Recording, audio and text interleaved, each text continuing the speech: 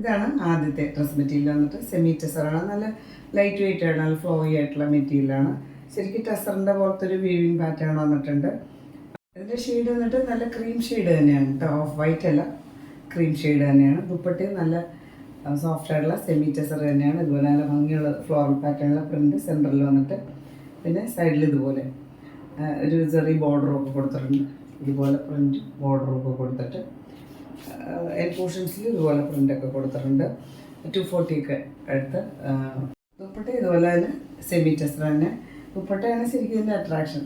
അതിൽ formal പാറ്റേണിലെ print വന്നിട്ടുണ്ട്. രണ്ട് സൈഡ് ഇതുപോലെ ബോർഡർ ഒരു സൈഡിലായിട്ടുള്ള സിൽവർ ചെറിയ ബോർഡറൊക്കെ കൊടുത്തിട്ടുണ്ട്. സെമി ടെസറാണ്, ലൈറ്റ് വെയിറ്റ് ആയിട്ടുള്ള മെറ്റീരിയൽ. ഇതുപോലെ സൈഡിലൊരു ചെറിയ ബോർഡറൊക്കെ കൊടുത്തിട്ടുണ്ട്.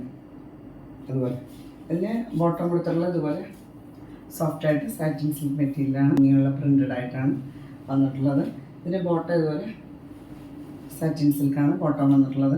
പ്രൈസ് വന്നിട്ട് 1260 ആണ്, 1260 പ്രൈസ്.